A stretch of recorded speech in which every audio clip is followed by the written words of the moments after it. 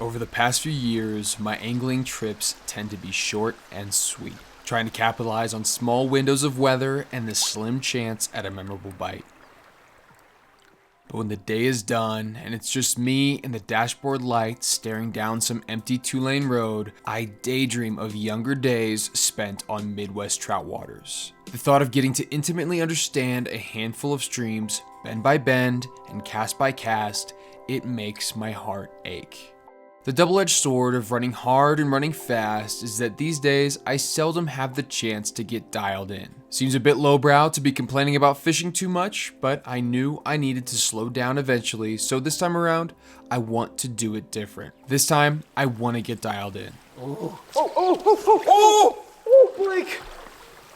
You saw that? Spring is a fickle season, but this is where magic can happen for those hard-nosed anglers willing to embrace the grind. Huge turn, huge turn. It's hard to say if a month will be sufficient because week by week, new challenges will bubble up. The aim, it's going to remain the same, even if that means shooting towards a moving target at times. No matter what the weather looks like or what the water conditions might be, the goal is to dial in on the brown trout swimming in these muddy waters. Hunting for that one big bite, we are going to experience everything spring has to offer. The good, the bad, and the downright ugly. It is gosh dang tough out here. This might be a massive roll of the dice, and when the dust is settled, there can only be the moniker of hero or zero. Folks, this is going to be one dedicated month of fly fishing the best trout water in the Midwest. I hope you enjoy the story.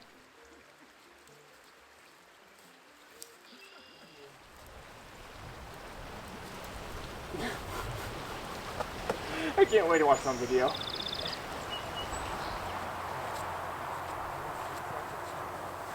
What's that? Can't say that.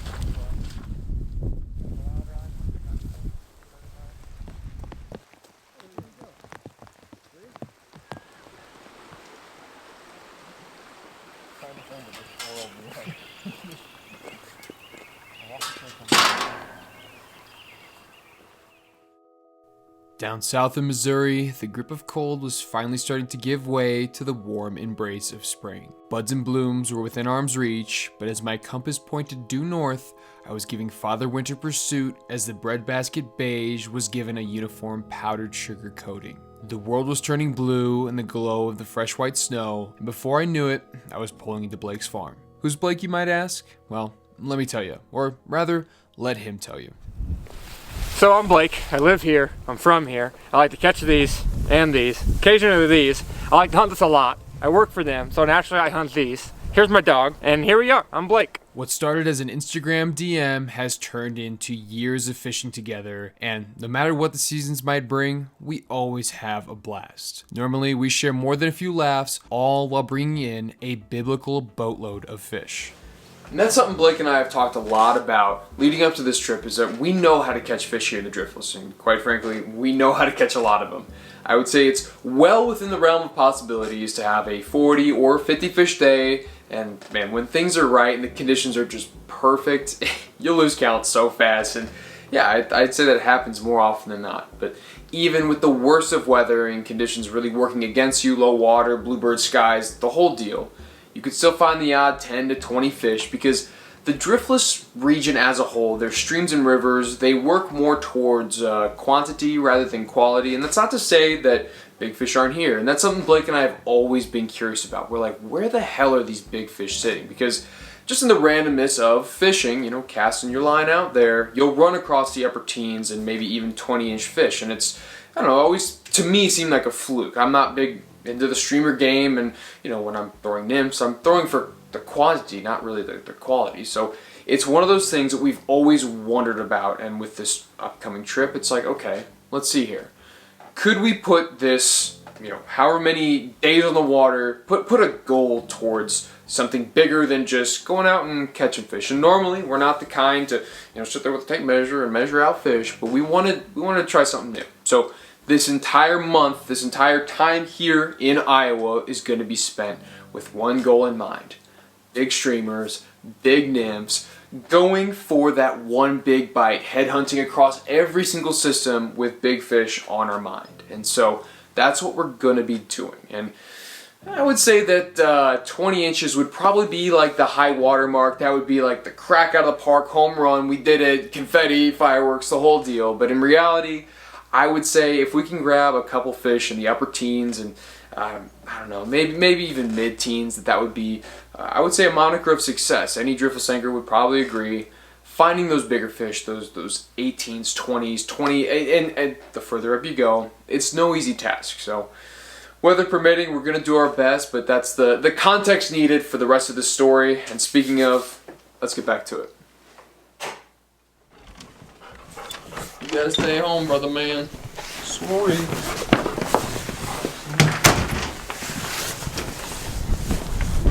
Oh yeah, she's blowing. Holy hell. Yeah, right. The familiar farms and quiet towns of a slower time reminded me how much I've missed it up here. The threat of bad weather had made this first session a toss-up at best. Little did we know this was going to be an ever-present theme throughout this entire month. But for the time being, the roads were clear and sailing was mostly smooth on our way to the river. Once we landed, laces were gripped with cold fingers and the truck was locked down tight. The audible crunch of wet snow almost didn't seem real because after months of calls and plenty of planning sessions, we were finally here. It was game time.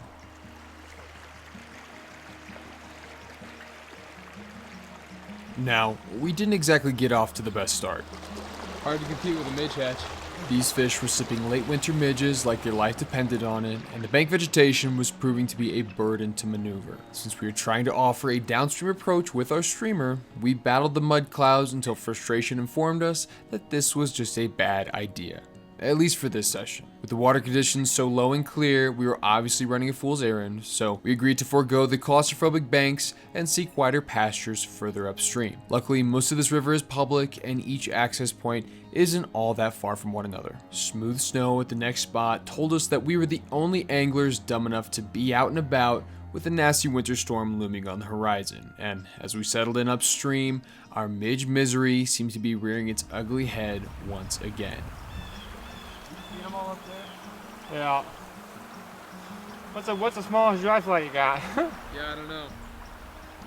It seems like they're really munching midges right now. Size 2 stonefly just didn't seem to be doing the trick, you know. Well, we've already abandoned the game plan. I've got 2 of my smallest dries on, and we're hopefully gonna find something, but we probably won't, so this is a waste of time. All right, guys.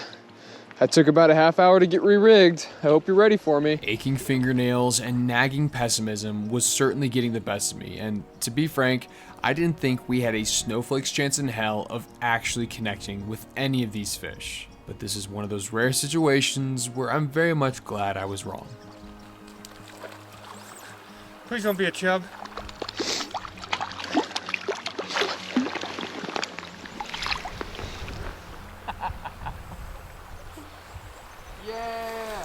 Well, we are starting it all off with a beautiful dry fly muncher. Now, that's not the behemoth we are after, but that is the species we are after, the Salmochuta, Mr. Brown Trout. They do get a lot bigger, and they are thick in this spot, but, you know, when it's snowing, crystal clear water, and, yeah, still very much wintry conditions, you gotta, you know, roll with the punches, put on a dry fly, and pray to the fish gods that they eat it.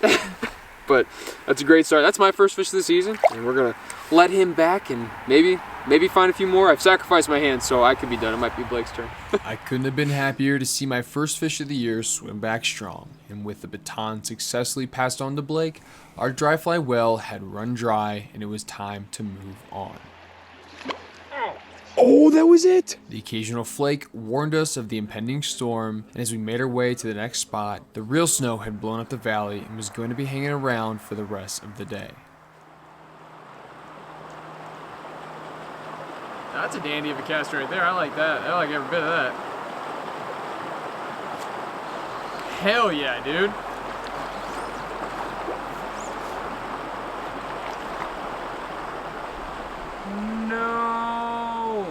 Darkness, my old friend.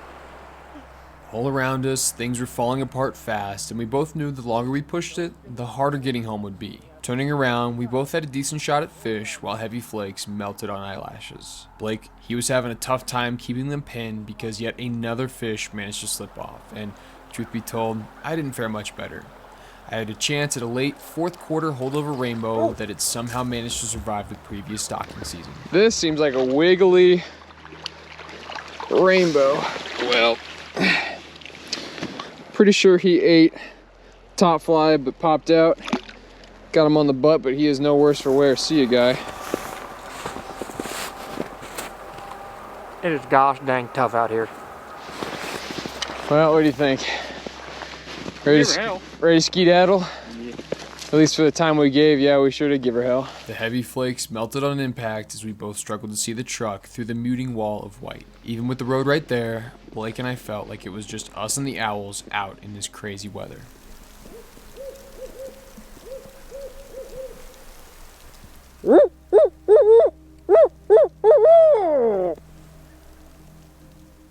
The way home was slow, but for the most part safe. We landed back at the farm well after dark, and the ominous snowfall seemed to tell us both that we are going to be out of luck for the rest of the weekend.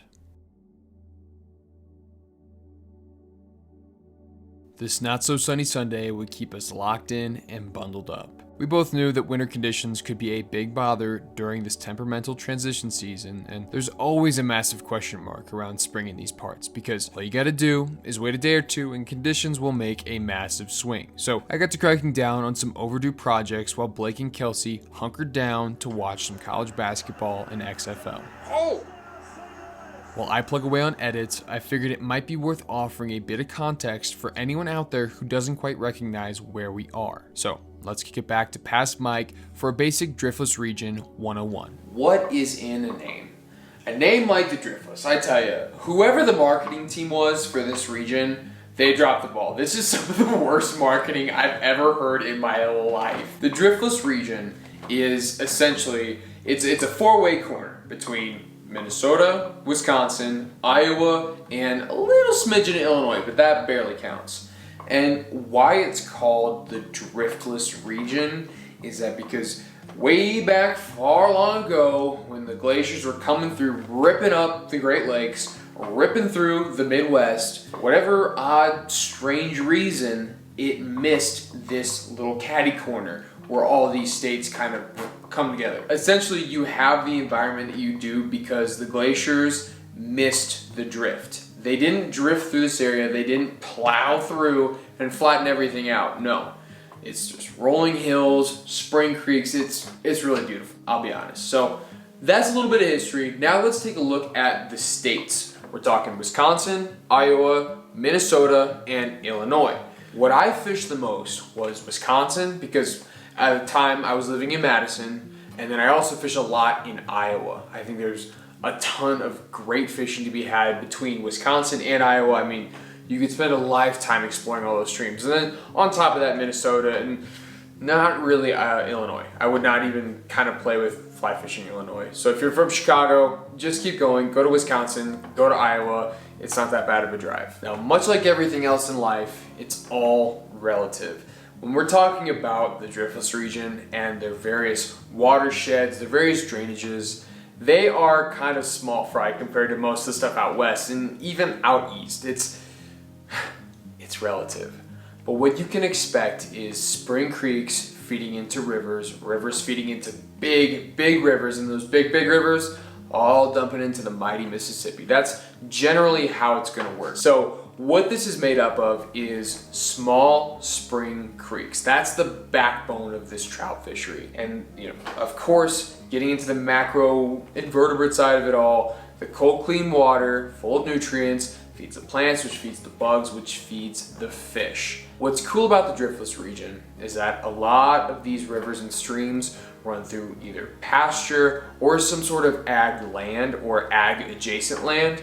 So they are these just quintessential cut bank. I mean, super narrow, super tight, but you could take a step down and they could be like feet deep. I'm talking like 3, 4, 5 feet deep. You could be sinking down, I mean, dunking yourself. But on first glance, the water literally is between there and there on the bank.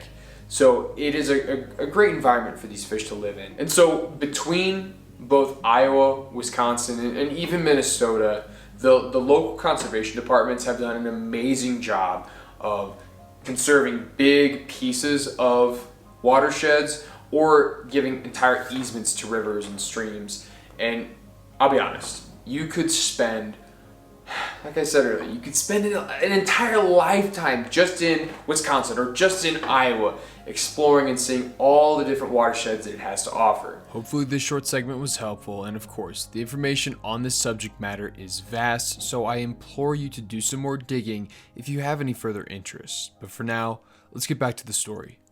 The first half of week 1 was bone-chilling cold, and a lucky ladybug had me really wishing for spring. Working through the pain, I managed to get ahead on my 9-to-5 job because later on in the week was the weak promise of easier weather. The pitter-patter of melting ice echoed through the farmhouse, sounding like pure hope. Temps, they were still very cold, but the bluebird day did its best to burn off the majority of the lingering snow. Puddles were promising, and things were primed for the possibility of a midweek session, or maybe 2 if we were really lucky.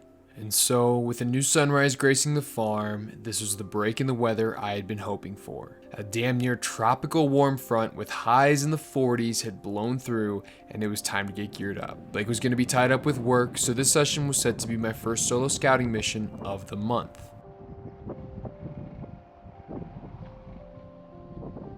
The rattle of the storm door and the whistle of warm wind got my blood pumping in anticipation. Making my departure from the farm, however, I couldn't help but notice piles of white still holding strong throughout the drive-in. Air temps, they were more than warm enough to burn it off, so I guess that meant the ground was still holding on to that nasty cold.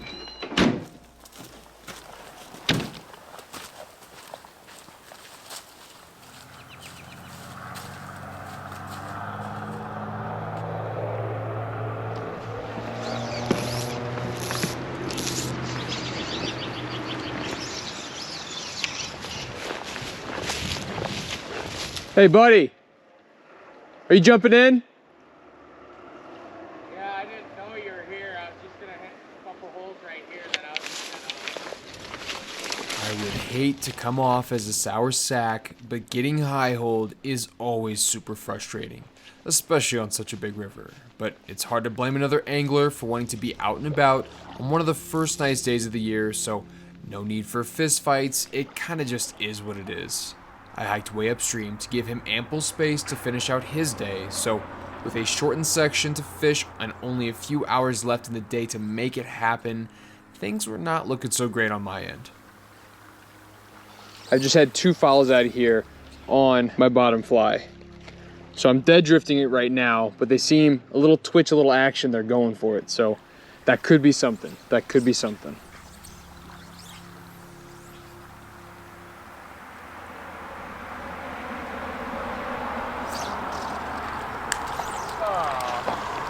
Well, that's kind of what we want. That's on our bigger approach, but just not the fish we want. Stocked rainbow. That skinny holdover sauntered back, and it was time to keep pushing upstream. One thing I was going to make sure to mention to Blake would be that this lower section had seen quite a bit of bank erosion, and most of the holes were really silted in. Dealing with the driftless mud is just a part of the game up here, but it was really bad in this section. I was somewhat skeptical there would be any monsters holding in this featureless water, at least not with it being so low. It took a lot of walking to find some nice structure, but it was very encouraging to see a curious brown following my streamer out of that logjam. Oh my gosh. That was it. That was it. That was it. That was it. Oh, that was it. That was a follow from a big fish.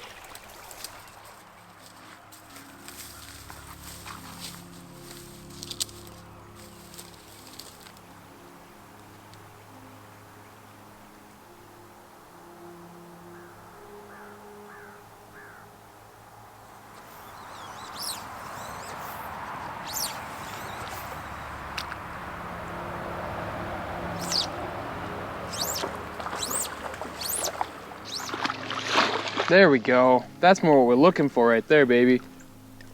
That is one beautiful fish. There we go.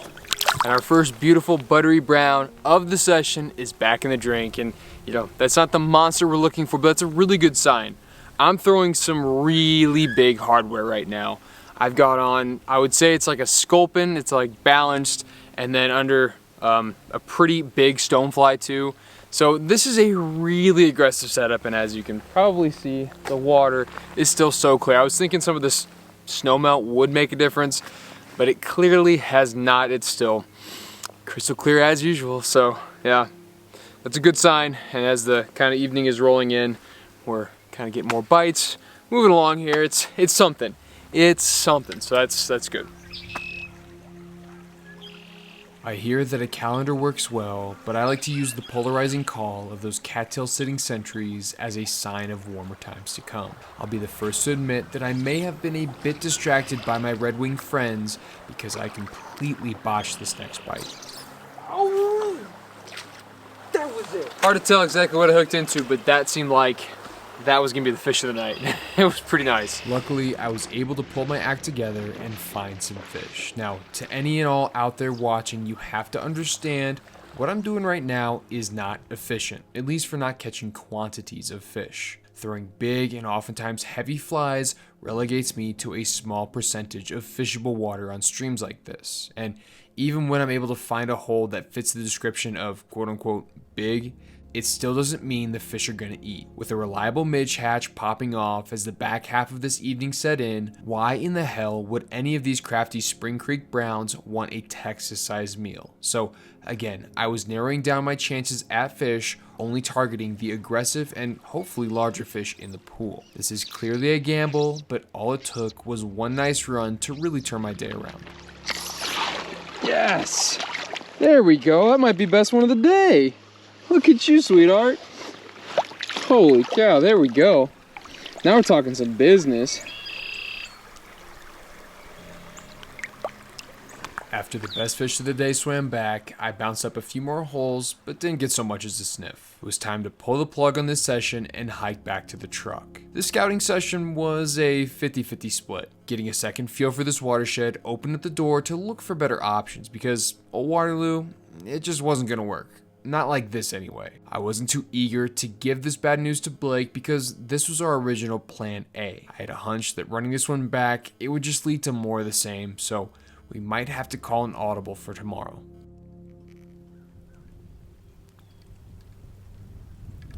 Thursday brought rain, and lots of rain. I buckled down and jumped into the editing trenches to complete the last little bit of content from 2022. My morning steam started with a breakneck pace, but everything has a shelf life. As persistence was starting to peter out, an afternoon call broke the grind. Hey, what's up, man? What's up, buddy? Well, I don't know about you, but we're starting to get some rain over here. It's been raining. It's been raining up here since 10 o'clock. It's been raining for a while already. I guess that plays in our favor. Not so much for the filming, but I mean, the water at Waterloo yesterday was nuts. It was still so low, man. At some point in time, I think we need to consider scrapping our dead set plans on one main creek and explore some other options. And I think today is the best way to do it. As long as you're still ready to fish in the rain, good chance that today could be it. I mean, we gotta start banging them up somewhere. Like I said, the winter weather is coming back again tomorrow, so if we're gonna hit one of these spring rainy fronts, we may as well hit today. See if we can draw up. Cool. It's a plan. All right, man. Well, I'll see you in a bit then. And not soon after we hung up, I hit the road. I put the pedal down on this eerily calm Thursday before the storm and met Blake at the mud-strewn access point. So we're taking my truck to the bridge, looping around, coming back, jumping in, and fishing up. Let's do it. All right. Let's get through this mud puddle. This part of the outing could have been better planned on my behalf, but we eventually got to where we needed to be. I wasn't sure how wet that was going to be, but you just sent it. I didn't know what else to do. Walking down the road a bit and angling through the field, we could see the haze on the horizon getting more aggressive and threatening to become rain within the hour. We didn't have much time left, so it was paramount we make the most of this dwindling day.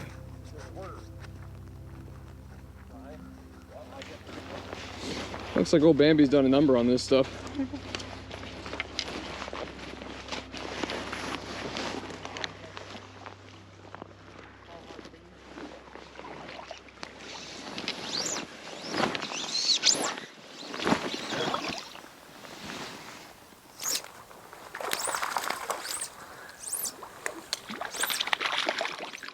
Oh, wow. On a copper John. Not quite sure if we're gonna get one on that, but we did. It's a beautiful fish, man. Yes, sir. Come on, guy. Is he good?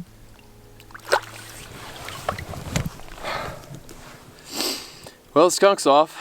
Only took 5 hours to get here. Getting the skunk off was a massive weight lifted off my shoulders as we moved upstream. That first fish seemed to show no apprehension towards a little disturbance on the water, and this trend continued as Blake hooked up with his first fish of the day. Set. Yes, Blake. Yes, dude. The lovely little brown decided to munch down on the classic driftless scud, and just like that, the skunk was off for the whole crew. We both agreed Blake should keep tossing into this run, and one cast later, he connected with a very healthy fish. Yeah, they don't seem to be minding our splashier approaches. Set. Hey, that's a good fish, buddy. That's a good fish. Blake, no. I could feel the pain from up in my perch. Oh, man. That wasn't going to be our 20-inch monster, but damn, that was a big step in the right direction. With an oversized head, that kind of fish would have easily been pushing 16 inches or more, if I had to guess. And I hate to be this guy, but the silver lining in this lost fish is that it showed us the browns in the system were really eating. No, I got this much. He said, I got it. Hey, yeah. When I was here in May, I caught some really healthy fish on a caddis out of here. They're coming up, just sitting right along in there. Ooh, what shot you? Well, this leech just doesn't usually want to get down, so. I think that leech will help swing it right here too. Yeah. There's been a lot of effort.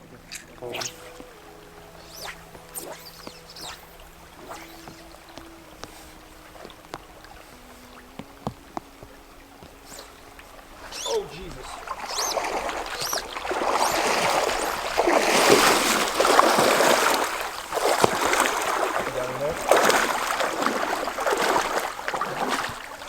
It's even got a little bit of ice on that adipose, little white spots on it. That's sweet. Well, here is pretty good fish. This is probably my best of the day. A dandy brown, and you know, we're hooking fish, finding fish. And I think we've, with what little light we have left, we've made the right move. So let's see this guy back, and yeah, keep hammering upstream. I think there's a couple more holes that are worth a look. This would be one of those ones that'd be good to, if you're here on Saturday, fish up for the next 2 or 3 hours, and then on the way back down. Yeah, come down to it. Oh, Blake! You saw that? Yeah. Oh, dude, that was a good fish. Oh, no, that was him. That might have been him. It was a good fish. Him might be a bit of a stretch, but the first real streamer eat of the trip was exhilarating, and I most certainly gave him a poke, so there was no point in sticking around. The weather was starting to get heavy, and the light was fading fast. With the disturbance on the water and cover from the clouds, this gave us both confidence to keep throwing those streamers, and at this next pool, I finally connected.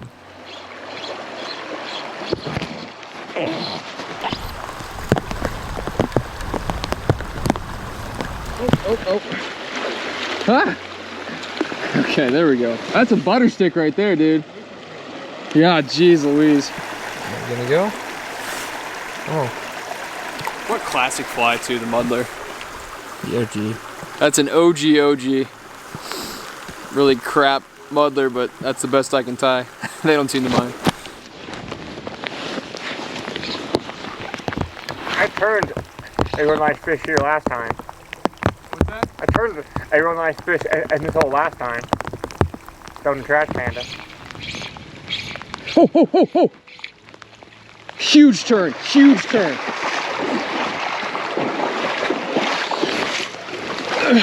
And I guess the silver lining of a really cold weekend is that we know the fish aren't going to get pressured because no one else is going to dumb enough to come out here. All right, Blake, if you catch a 20-incher here, we're going to Toppling Goliath and we're having a pizza party. Pseudo-Sue season. Pseudo-Sue season only. Man, someone's got to take a chance on that.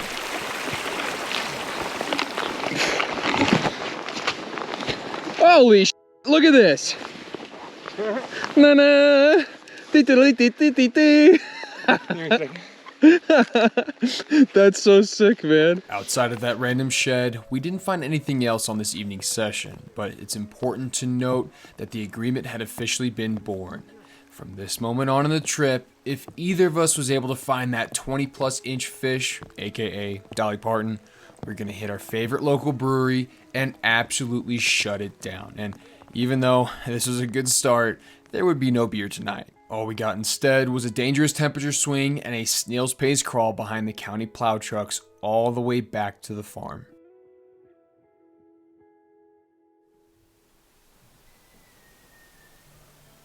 This was yet another weekend plagued by cold temps. Saturday was gridlocked at single-digit wind chills, and Sunday, it didn't fare much better. We ducked out to a local spot, hoping the afternoon sun would warm things up, but it seemed like the last touch of snowmelt really slowed down the fish activity. The coolest thing we saw all day was a dashing bobcat along the bluff. Are we talking about this or up there? Are we talking about this? Oh shit, it's a bobcat, dude. Check that out. Whoa, did you see that? It ducked into a cave. That was a freaking bobcat. I only managed to hook one trout, and I couldn't even get that to the net. Hey, it's a trout. Oh, is it? Yeah. Oh, for crying out sake. A recap of week 1 was in order, so we left the bad fishing and made for some much needed shelter. Well, it just means they're gonna be sitting in the nice deep pools, just waiting for us. Say, Blake, Mike, we've been waiting for you. Alrighty, Blake. Where are we right now? We are in a pavilion built by the Conservation Corps way back in the 30s. Why are we here, Blake? We're here to face the music from week 1 and have a little summary recap video with Mike. Now, I love that because that's a great transition. Blake, how did we do on week 1? You know, week 1 was tough. We learned a lot. We got humbled even more. You know, we found out that we're still in kind of prime winter condition fishing. Had some tough weather to face, and kind of got to keep looking towards week 2 now. Okay. Blake, what is the goal of this entire month? The goal is to find a 20-inch brown trout. And what's her name? Bertha. Dolly Parton. It's Dolly Parton. I had no idea why I said Bertha. I'm like, Big Bertha? I don't know. I was wondering why you didn't say it that all. Because that's who we're going after. It's Dolly Where'd Parton. that come from? Cut. That's hilarious. Blake, what is the goal of this month in Iowa? Pattern fish and catch a big brown. And what's her name, Blake? Dolly Parton. Dolly Parton. What are we going to do when we catch Dolly Parton? Pizza party. Pizza party, exactly. So, Like first grade again. like first grade. Blake, do you think we can still do this? After week 1, do you think we can still do this? What's your confidence level, 1 to 10? 7. 7? That's pretty good. I'm a bit eager, but we have a break in the weather, and you never know when it's going to happen around here. You know, there's a lot of fish, there's a lot of big fish hopefully holding over, so it just takes one right day and one right pocket. So I guess that means it's time for week 2. Yes, sir. Keep on going. Timing.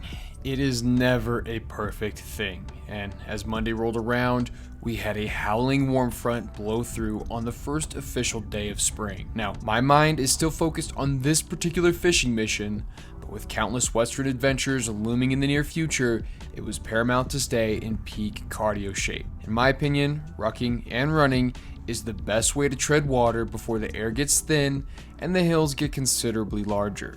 Properly gassed out, I watched the wind settle on this slow Monday on the farm. The sound of the birds was a reassuring sign of better conditions to come. The chorus of blackbirds, crows, robins, and the rest bid farewell to the winter blues, and our forecast later on in the week was finally looking favorable.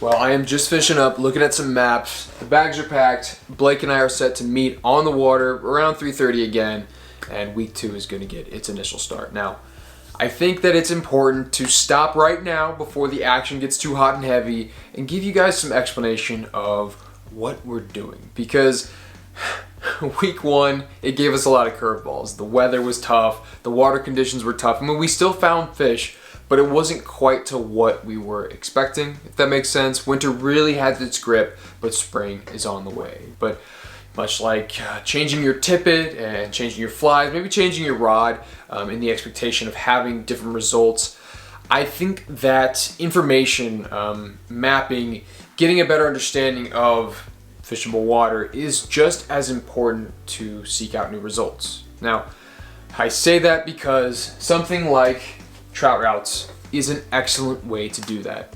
I can't tell you how many times, folks ask me, hey Mike, where are you fishing? Hey Mike, how'd you get there? And usually I've got no issue telling you other fishy folk out there how to, get to the places that I'm fishing. I hold no secrets, but this might be a good opportunity to kill two birds with one stone, or in this case, two stones. But the first and foremost, I want to talk about trout routes. Now, I know the boys over there personally, and they are good dudes. I mean, they're really doing amazing things for anglers like you and me. They've mapped out a ton of different states, but I want to talk about Iowa in specific. They've got so many great access points, and other mapping systems that I've used, not to say that they're bad, it's just different. Like something like Onyx is a bit more sandboxy and more formulated towards hunters and like the backcountry. But Trout Routes has opened up a few different possibilities that Blake and I have looked at that previously we didn't know had fishing access points or fishing easements. So this has been key, and we're actually going to one of those today. So it's kind of a cool thing that this is a mapping app specific for fly fishing. And on top of all the other functions, I mean, it's just a great tool and a great resource to get you where you need to go. But that kind of transitions us into the second stone here, that being trout fishing Iowa. Now this is the holy grail. My buddy John wrote pretty much the Bible on all trout fishing here in the northeast section of Iowa. Now, what's very special about this book, outside of all the information, outside of all the kind of the tips and tricks, rigs, all that stuff, is that the maps within this book have QR codes, and those QR codes are linked directly to trout routes. It is so easy to snap a picture, pull up that specific section of that specific stream, and boom, next thing you know, you're on your way to, hopefully a new section or an old section, fishing some great brown trout. So I hate to be too pluggy or too, forceful with these two products. I use them, I love them. The boys at Trout Routes, great dudes. I know John personally, he's a good dude. And it almost seems necessary if you're wanting to come up here to the Driftless region, Iowa, Minnesota, even Wisconsin, get yourself a copy, get yourself a state or membership at Trout Routes, and you should have no issue finding fish. Or if you're bored fishing the same waters, scout some new waters. I don't know, but if you are interested, I've got them both linked in the description below. Obviously, keep watching the video, but after you're done, go check them out. I've got that along with a bunch of other information that I tuck away in the description. So that's enough of that. I need to quit talking and go meet up with Blake. So let's go find that 20-incher. All right, and we've landed. We got Blake. Let's do this. Starting week 2, we both felt like we had new wind in our sails. The weather was proving to be in our favor, and we had learned a lot from our previous outings. With it still being early on in the trip, Blake and I were still feeling confident about scouting new water. Satellite maps made this upper section look mighty fine, and even though the conditions weren't perfect for big fish headhunting, we still gave the dice a roll. There's definitely something about this. It feels like the water is a lot shallower here.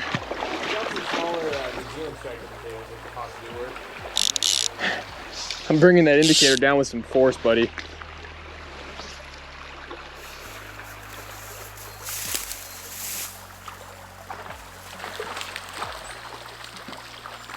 It's something. It's a decent fish. Not bad.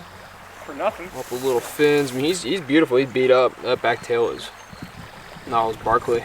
Someone's been chewing on him. Well, we are gambling with new water. Not a bad first fish. Definitely, maybe not the quality of water we were looking for, but if we can find a few more of those, and maybe his big brother, might not be bad.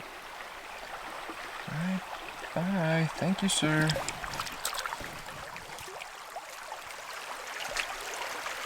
I like that a lot. Set. Boy.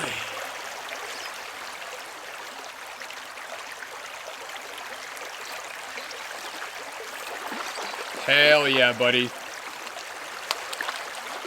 Woo! Yeah, buddy. No skunk for the crew. Finally, brother. I know. Are you seeing back? Yeah.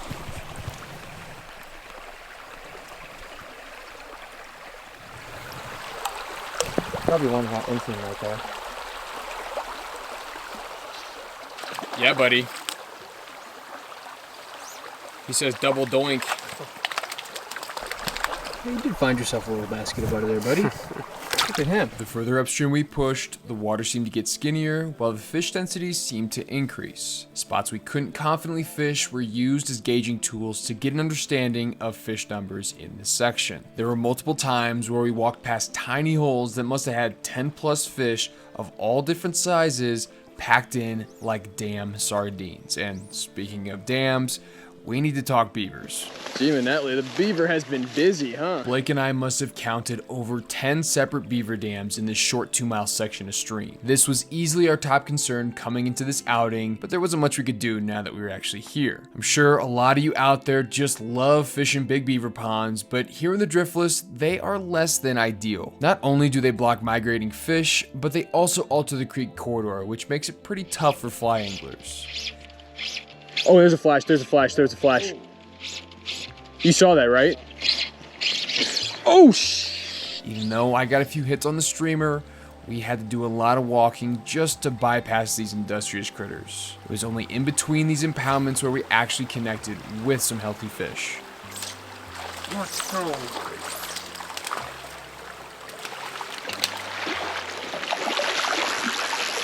Yeah, I guess when you see a fastball, you gotta swing on a fastball, huh? That might be a Trout Unlimited shot right there, baby. All right, Mr. Fastball, thanks for playing. Oh. Not playing all that nice. I guess you could say this was mission accomplished because really all we wanted to do was scout. Granted, we did quite a lot of walking just to find a few fish, but hey, now we know.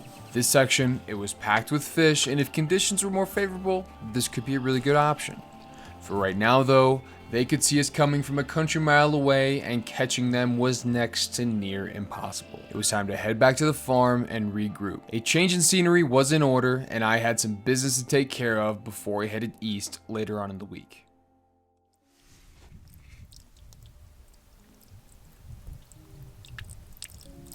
Outside of another powder coating of snow, Wednesday and Thursday were relatively uneventful. A few lingering jobs kept me busy and needed to be wrapped up before the long weekend. And so, with work and personal responsibilities out of the way, I tiptoed my way out of the farmhouse early on Friday morning. The truck was packed and my needle was pointed east towards the mighty Mississippi. I snuck into the bunkhouse as a few folks were starting to stir. Empty bottles and cans were strewn across countertops as growing talk of yesterday's festivities fought the fumes of brewing coffee and suspiciously absent barnyard animals. These are the familiar sights, sounds, and smells that let me know the trout hunt had officially started. With favorable air temps showing, the den of anglers all rose and packed the necessary snacks and beer for a full day on the water. I grabbed my truckload of boys and we made our way down the empty roads. While we get rigged up, it might be worth explaining the quote-unquote trout hunt. Some folks, they have deer camp. Others, they have duck camp.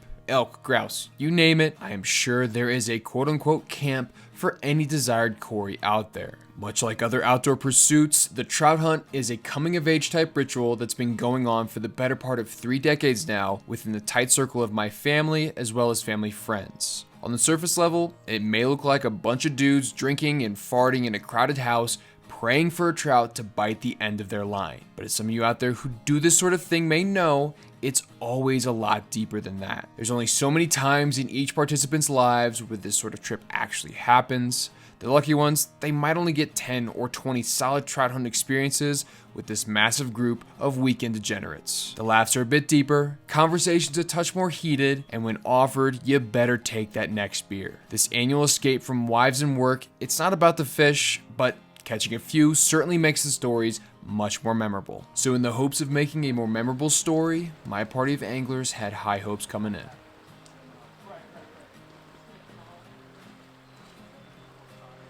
Oh, set. Got it. Oh, hello. You guy. Well, it looks like we're breaking the skunk today with a chub. That's good bite Yeah, I catch. should hold this. Like, yeah, great trip. Bye. A lone chub was all we could muster up, and this immediately had me worried that this section might be lacking in the trout department. Striking out on really fishy water was concerning, seeing as I dragged these boys down into Hell's Half Acre, all in the hopes of fish. Luckily, we found a lovely bluff pool just absolutely loaded with fish. Yes, sir. Yes, sir. Little boy blue. And as we continue to hook up with fish, I want to briefly touch upon this phenomenon. Seems odd that a few miles of really good water was next to near empty, right? Well, us anglers have to understand that nothing is static in this game. Fish will more often than not move with the seasons. Right now, Bloody Run is clearly still fishing like it's winter because all these fish we are catching are what I call quote-unquote pooled up. During the winter months, trout will transition from their skinny water hideouts in favor of deep pools like this one. Yes, it offers some reliable food with a consistent flow of water, but for the most part, this is purely a winter survival strategy. Especially here in the upper Midwest, you will have some sections of river completely freeze solid. If you've ever felt that stiff northern breeze on your nose, you'd understand why these trout seek refuge in the deep. These pools allow untold numbers of fish to stack up and almost go catatonic throughout the winter. The goal is simple: conserve energy and keep an eye out for warmer days on the horizon. That's why I knew there had to be fish somewhere on this creek. It was just a matter of tracking them down. So with smiles all around and the skunk more than off, that jolt of energy was the upswell needed to lift the moods of our party and gave us the confidence to continue downstream to hunt for more pools like this. There you go. That's the line. Right where that foam is. That's where you want it. And be easy with those steps. Because this pool isn't really nearly as deep, so we can't be as sneaky. The trouble that my curiosity gets me into sometimes can be more than tolerated on my end, but when innocent bystanders get roped in, I start to feel guilty. It may not show, but we walked and walked and walked some more. Much further downstream, we managed to find another fish, but things were not promising enough to make us want to stay any longer. But we should brainstorm. Where do you guys want to go next? Because you've both been to Cedar, North Cedar. It's fun, it's small, a little intimate. If there's another car there that's outside of our party, you know, it's like, there's no point. Sny's pretty fun, or it can be pretty fun. You guys have both fished Sny. And I don't know how many of those boys have got sent to paint. If paint's crowded, that could be kind of a bummer. On our way back upstream, we stopped at our bluff pool and recycled a few bites on our way out the door. And don't get me wrong, all these fish were great, but with the day still young, we were all very hungry for more action. Right as we were building momentum for an afternoon push, a strange whistle stemming from my front left tire gave me a light pause. So after determining the culprit was a pinprick leak, I dropped the boys off with the rods and beelined my way over the border to Prairie du Chien. PDC was by no means a bustling metropolis, but I was able to mosey on into the tire shop, waiters and all, to get this puppy plugged in under a half hour. Okay, now that that's fixed, let's try this again. It was time to find the boys. Just a little ways down the gravel road, we managed to link back up, and as luck would seem to have it, another party of trout hunt anglers were heading back to the house to get started on dinner. They offered us a sketchy but rather effective tailgate ride back upstream to the section that I wanted to fish. Hand me those, I'll hold them. Oh, here we are. Perfect. Gentlemen, thank you. We all held on tight as the older and much wiser members laughed at us from the safety of their real seats. Flex your glutes, boys. How's everybody doing? We're good still? Cool.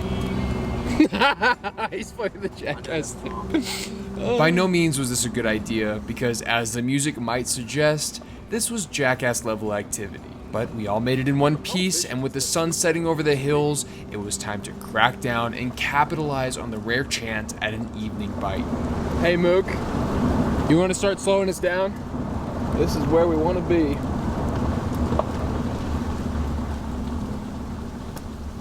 All right.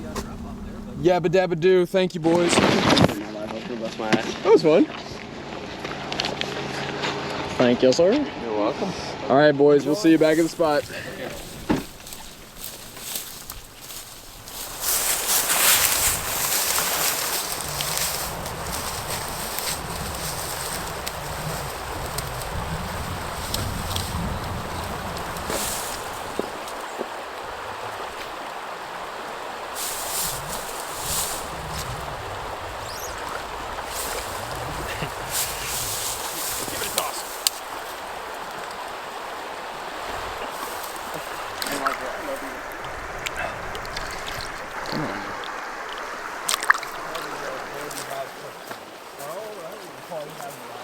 Set. Ooh, what'd that feel like? Was that bottom or a fish? Okay. Oh, eat it. Oh, boys.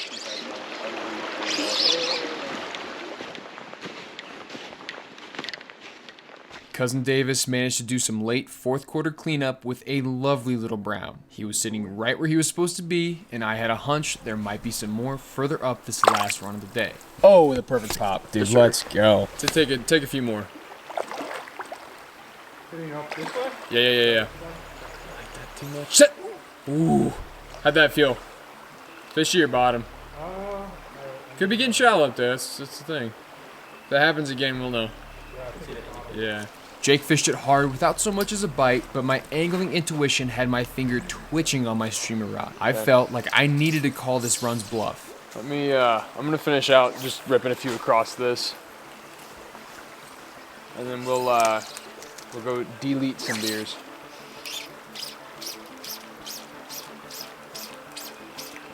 Oh, how I'd like a big old fat brown come up. And on quite literally one of the last casts of the day, it happened. Oh shit! He's dropped the. Oh shit! What is that? Woo! There we go, dude! Holy hell! Look at that boy! Dude. That's so sweet. Dude. Big boy! I told you guys they were big fish here. I knew it. I don't know. That might be. I don't know if that's a 20. Do you think that's a 20? Yeah. Dude, if that's mission accomplished, that'd be so sweet. That's a big boy, though. Jeez Louise. Well, I did not expect this to happen today. I don't know, it's kind of been a mess of a day, back and forth, and lots of problems, tire problems especially. But spring is finally here, finally getting some better conditions, and the water itself, it's looking good. And this in the basket is a huge piece to this entire month. I can't wait to tell Blake. I'm kind of sad he's not here to share it with me, but I got two good bros to share it with instead. So this is definitely a better fish. So he's being squirrely. Let's see if we can get a look at him. But that, ladies and gentlemen, that is the caliber of brown trout that it lives in the driftless, man. There's more than a few, and they're still feisty. So we might get some more shots of him, and we'll let him back. It's about time to go home and delete some beers. I think it might be. I mean, at this point, this driftless month has been really tough, boys, and I'm very happy to say that this fish has just kind of turned it around in a major way.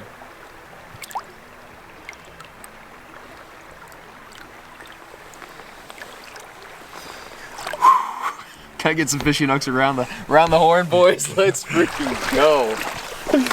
Woo! Going back and reviewing the footage and being extremely conservative with the measurements, this fish ended up being right around that 17-inch to 19-inch mark. I mean, it couldn't get much closer than that. This fish was just a couple of meals away from being the real deal. She was almost Dolly Parton. Close, but no cigar. However, I'd like to mention that this was a massive boost of confidence and a much needed bone thrown our way after a really rough start to this trip. Rich food and cold libations all hit a little different when paired with the admiration of a big fish from a house full of other anglers. But memories are about as short as that night's sleep, so there is no time to rest, the birds were singing, and it was time to hit the water yet again.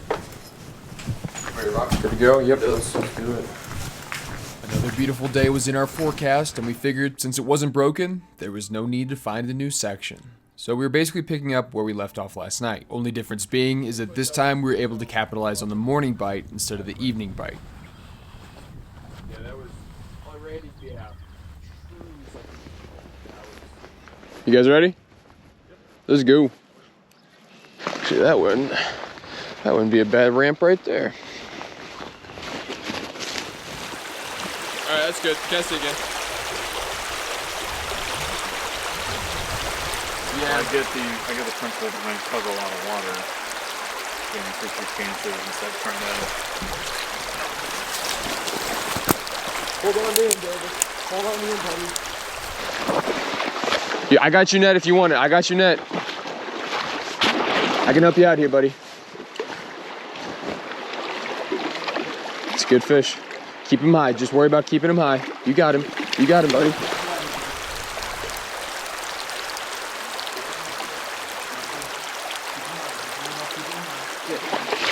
Oh my gosh. Whoa. Dude, let's go. Dude, that's a f***ing big fish. Bring off to the side. On the dirty copper J, my man. Come the work, frick dude. on. Awesome. Appreciate you. Thanks for breaking in my rod. Knocks man. all around, Holy dude. hell. That's pretty. That was Holy great. hell. Yeah, Mike was like, "That's perfect cast," and we saw it both hit. We're like, "Oh shit!" Yeah, it's like, uh-oh, uh-oh. Yeah, phenomenal start to the morning. Great stuff, man. Thank you, my friend. That's sweet. What a sweet start to the morning. Unreal. Dope. All around, good stuff, boys. Good shit, guys.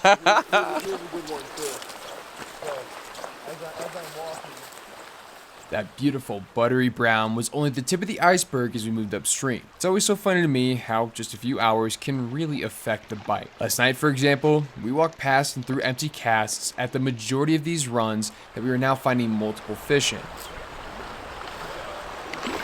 This is on the leech, yeah. Now, how do you like that, Christian? When a plan comes together, both of them are working.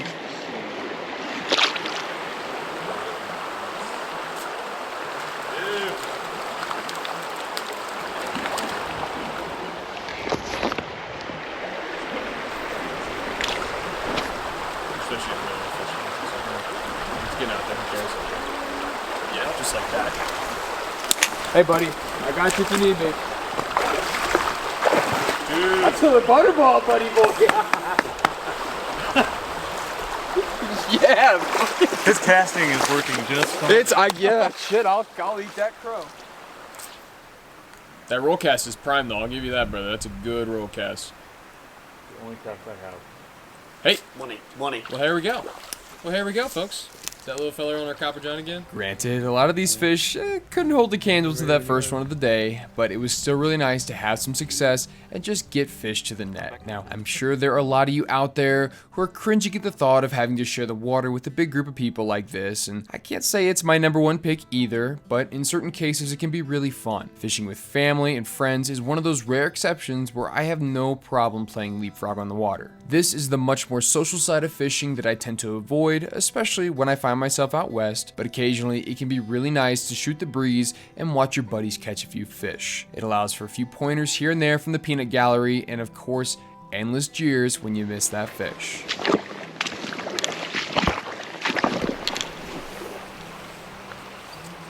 Hello, Dolly. That's a fish. You got your net on you? Bingo.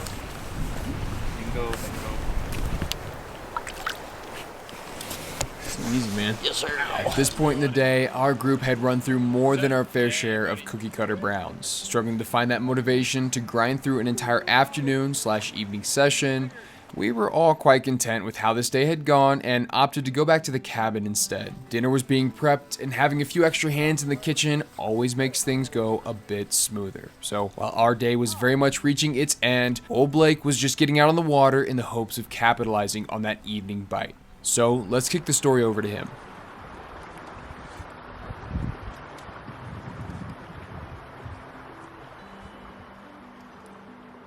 So this is a Mike update. So it might make it into the video. Who knows what Mike does? Out here fishing by myself today. It's tough. Water's low. Fish are finicky. Spooking a bunch of fish. Had a few bites. Missed them. Just got to execute a little bit better. Sun's going down. Had to retie. Downsized. Have a few fish marked for what to walk back. Mitch hat's going crazy. See if we can't start something up.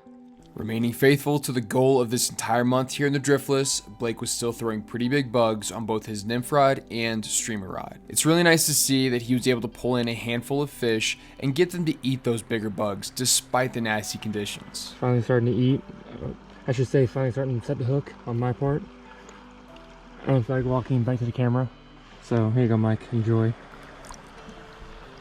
I've said it before, and I will say it again, all it takes is one good run here in the Driftless to really turn your day around. And Blake did just that, finishing out the day with a few great wild browns. But I gotta say, I could feel the pain of this last streamer fish of the day through the camera. Oh, great fish.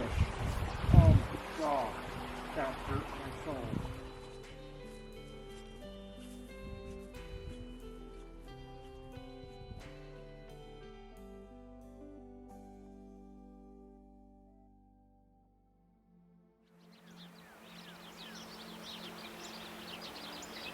Keeping the pedal down, the following day would bring us visions of the upper Iowa.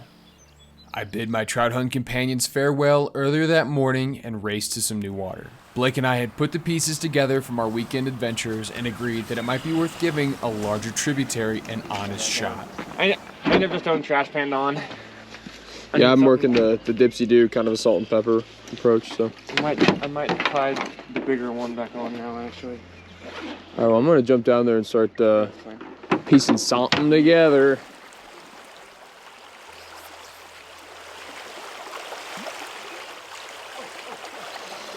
Damn, that was another bite, dude. Just take the freaking hook, would you?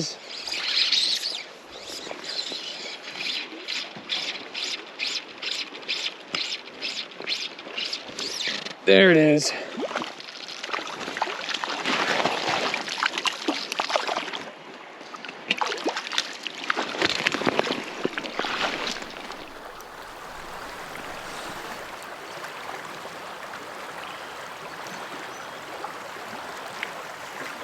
Oh, yes, Blake, yes! That wasn't him, but Hey, man, I saw it right under that rock was nice, dude. I saw that. that one must be hungry, because Oh, my gosh. I don't think he got his Wheaties for breakfast, man. He munched that. TP takes its revenge. Well, it's certainly not 20, but man, beautiful specimen. Beautiful specimen.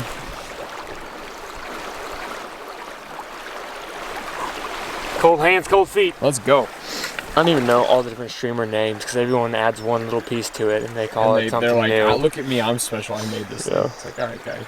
Gosh dang, that looks trouty. It was right in front of that rock where I had mine.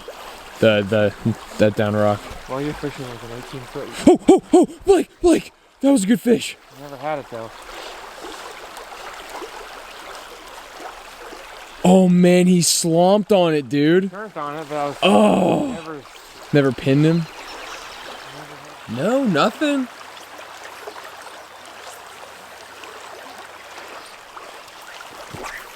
Ooh, was that a big? Nah, it was decent.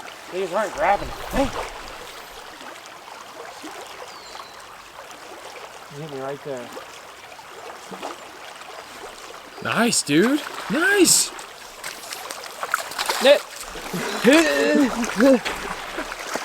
Got it.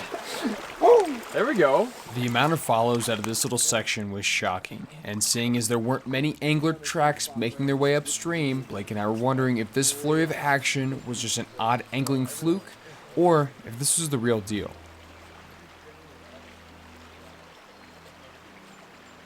Stepping up to the next fishy-looking run, those doubts were quickly dispelled after a couple casts.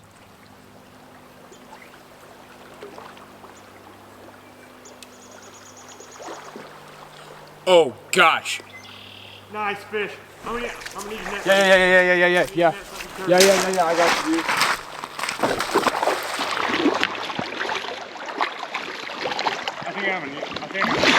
Oh, dude, nice fish! Yo! Blake, my guy. I don't know if that's old Dolly, but she's close, dude. That's a great fish. Yee! Did you see me bass hook set that? Did you hear him? Oh, did you see me do it? Yeah. I got it both hands. What do you got? Oh, that's awesome. Definitely north of 15. I would say better part of 16. 17? I have actual tape if you're gonna measure him. Just get a. Let's I don't get think some. he's 20, but. No. Let's maybe do that. Let's maybe get some tape on this guy. 15-ish. A little after 15. Yeah.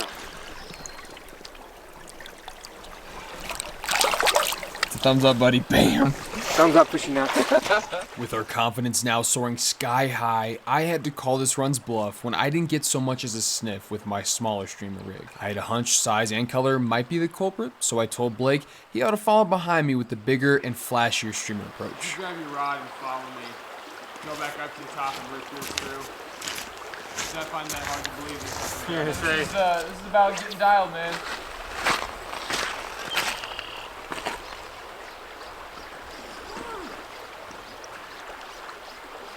What I just miss? At least another 13, 14 inches. Did he come up for it? No way. Come up, hit it once. I let it drift, hit it again, and I swung and missed. Oh shit. Okay, I think I might have to go big. See, buddy, that's why I asked you to do that, because this is what we need to see. Well, I think the fact that they're coming up for it and hitting. There we go. Nice. That's another fat fish, dude. Yeah, this is proving to be interesting, man. Oh my gosh, another great fish. What'd you say? That's another 12, 13 inch fish at least. 13, yeah. Healthy though, man. He's fat. Yeah. Sweet fish, man. Shoulders on him. That's something to be happy about. Let's get him back.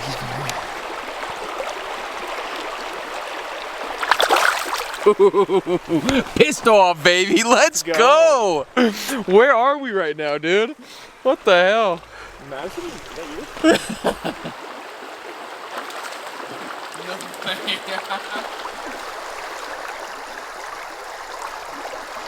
Yeah, those white tips are nice. I bet that was cool underwater. I hope so. That was sweet.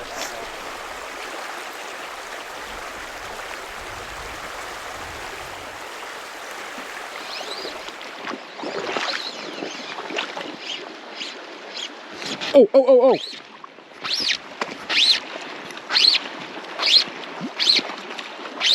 I think I can get him. It's not a 20, but it's another nice fish like you had. Oh, nice, dude. Little splish splash. Let's go. Thinking that we'd somehow cracked the code, we continued upstream with a bit of bravado and high expectations of finding more fish. The water looked increasingly better, but after a handful of runs without so much as a follow, we were swiftly sent back to square one, deflated and tail between our legs. We think that the incoming cold front could have had something to do with it, but in reality, who really knows? Things just changed on a dime. In less than an hour, we had gone from extremely aggressive fish going out of their way to crush big streamers to bellies on the bottom and not so much as a sniff. But this has been a rather long week, and we were both really happy with the overall success of this particular session. So it was time to wave the white flag and wrap up week 2. Well, ain't that just a lovely view? Week 2 is officially over, and Blake and I, we split up. So I got some questions for you. You got some questions for me. You ready to do this? See what happens. Let's do it. All right, Blake. Question number 1, just like last week. Where the heck are we? We are on the bluffs of the Upper Iowa. Quite the beauty indeed. So, Blake, what was the biggest difference from week 1 to week 2? Yeah, I would say the fish are starting to act like fish finally. It's one of those things. Yes. They're starting to eat a little bit more in a spring typical pattern, starting to be a little bit easier to target, move up in those higher percentage targeting pockets. So it's one of those things that they're just a little bit easier to target. Now, give me a better idea. So, where did the week start versus where did the week end? Because I remember that Tuesday session was still quite the grinder. Yeah, so we started at clear, just kind of following up from where we ended in week 1. You know, we found some nice fish there. And the fish were still, they were slow. They were pulled up. If you could get to them in a way where you wouldn't spook them, it was great. And kind of throughout the week, we got warmer weather, warmer days. You might have had some ground thaw influxing the water table a little bit. So as the weekend came around, jumped into French by myself there Saturday. Found plenty of fish per mile. They were still pulled up like clear, but they were a lot more active. They ate a lot more, had a lot more bites. The boy didn't execute very well. That's on me. It's part of the game. And then today we made it to a little bit bigger piece of water, larger body, flows quite a bit faster, and found quite a few fish pulled up feeding. So that was nice. Said a kind of a full 180 from slow nymph fishing to munching streamers. Do you still have that feeling in your gut? Can we find Dolly Parton? Can we do it? Yeah, like I said, me and you say it all the time. One of those things. I think a 20 can be about in any of these streams with the hopefully influx in water we have coming, mixed with the uptake in feeding. It's one of those things you never know where she's going to be. Now, we got close. We did find some bigger fish this week, so let's do a little switcheroo and talk about that. Dude, Mike, the folks at home are going to see we split up. How about you tell them where you were? Yeah, so I had to say goodbye to Blake for a couple days and head over a little bit further east and meet up with my family for what we call the trout hunt. You've got duck camp, you got deer camp. Ours is just the trout hunt. We pick a spot, go to a spot, be it in Arkansas, Missouri, now in the driftless, and 10 or 12 guys hit the water and do as much fishing as we possibly can. So I had a couple guest stars, Davis, Christian, Jake. Shout out to you guys. Thanks for coming and fishing with me, dealing with my BS. So yeah, it was a lot of fun. Everybody, man, I tell you what, everybody caught a ton of fish. It was actually really nice to see. So yeah. You know, with the extra hours, miles, and eyes on the water, Yes. Have you seen anything different with pressure-wise? Well, I mean, just our group alone, I think it was like 10 or 12 people dawn till dusk on the water. So that alone was more pressure, but everybody in the group did make mentions of more boot tracks or more trucks at the parking lot. And I know myself personally, I ran by a couple different anglers throughout this, few days of being away from Blake. So yeah, no, I think it's a lot to do with the weather. It's nice. We can go outside and not die. I think people are like, yeah, a little stir crazy, cabin crazy, and they want to get out and enjoy the bounty of this. I mean, come on, who wouldn't? You know, we found some nice fish in the past few days. What are some things that we need to keep doing or do different to really kind of meet the goal here? Well, I would say, I think we got to fish smarter because the 16, 17, 18-inch fish, whatever it ended up being, that was caught at the end of the day, last light type bite. The 16 that my cousin Davis caught, it was at the very early beginning bite. So mornings, evenings, the fish are starting to pattern act like fish, like Blake said. But I think a lot of it, I think it has to do with conditions, be it a front moving in, a front moving out. We got a little bit of rain forecast in the future, and that I think that is going to give us what we need. But at the end of the day, gotta set that hook, man. You gotta set that streamer. Gotta do the little things right. And I think we're so close. I mean, we're catching the hell out of fish, which is always fun. But getting that next level, that next big bite, we're this close. And I don't know. I'm maybe a bit optimistic, but I mean, I think we got the right things trending in that direction. So yeah, is that it? That's all the questions you got for me? That's all I got. All right, well let's bring it home to week 3 and finish this out.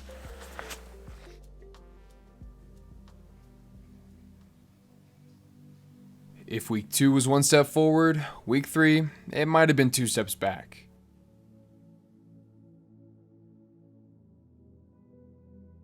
On top of some really nasty weather blowing in all week long, I was pinned down with a few major work projects as my industry's busy season was really ramping up. This meant I couldn't duck out early and hit the water during the weekday, but truth be told, I didn't really feel like I was missing out on much. If anything, I managed to avoid a bloody nose or a black eye from this terrible weather throwing threatening jabs our direction all week. For those of you unfamiliar with the Midwest, when I say terrible weather, I'm not talking about a little rain or another chance of snow. No. Not even close. On the back half of week 3, Blake and I were having to play radar tag with the first tornado swells of the spring. Yes, our bad weather tends to take out entire towns one swipe at a time, all in random fashion. These particular swells did produce tornadoes and destroyed quite a bit both north and south of our location, so we certainly got lucky. You gotta understand, they don't call them the Iowa State Cyclones for nothing. See, Kelsey's still calling him cool collecting. He doesn't give a single heck, but that looks so nasty, dude. It's all north of us. And there's the snow. Oh, great. Good.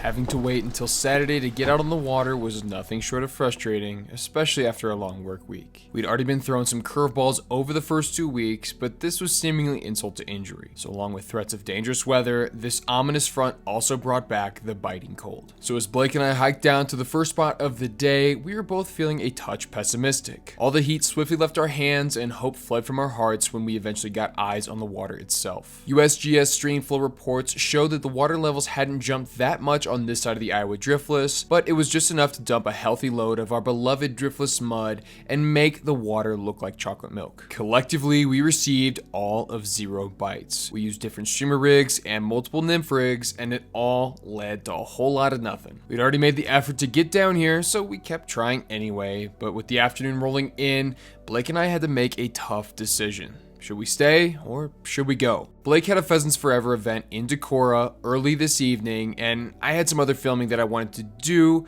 so it was still too early to pull the plug on an entire day. So as painful as it was, we agreed to get back to the trucks and go our separate ways for the rest of today. Seeing as the Paint Creek system was next to near unfishable, I had to really rack my brain to find a fishable stream in the Marquette area. Luckily, my old Driftless Rolodex had a solid ace in the hole, but that kind of meant putting the goal of this trip on the shelf for at least a day, because this was going to be purely a small stream adventure.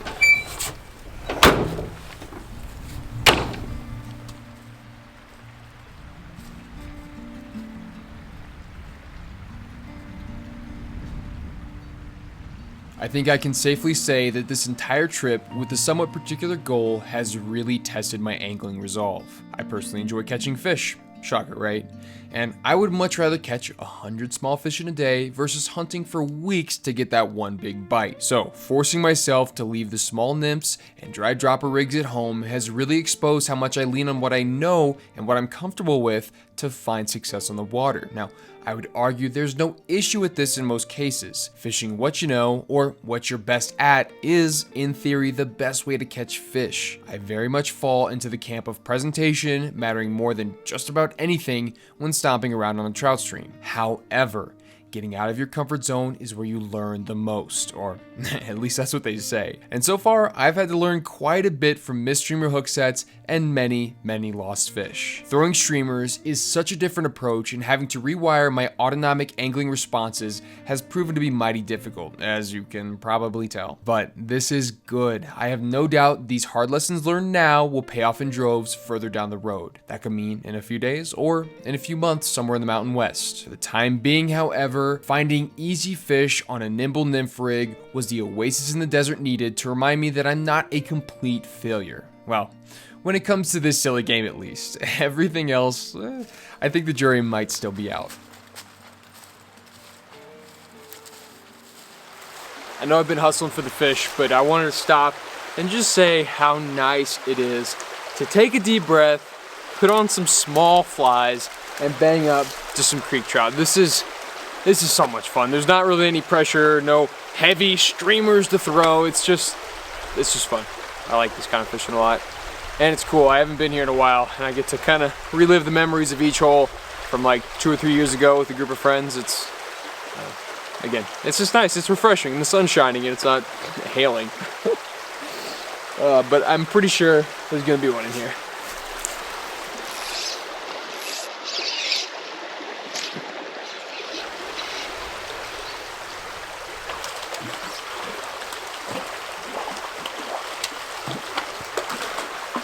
Oh, dude, you're a good fish, buddy boy.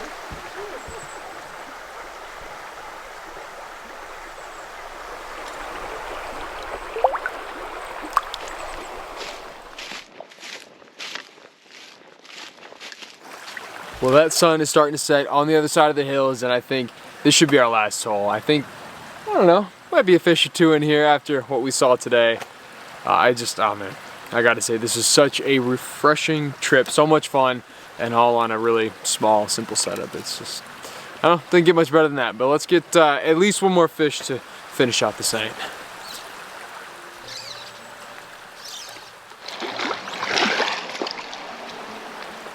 Nice quick look at him there.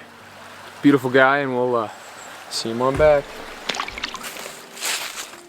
The chill of the evening was starting to settle in as the sun rays danced along the tops of the mountain-esque hills. The tingling buzz that comes from a satisfying day on the water kept my body warm on this quiet hike back.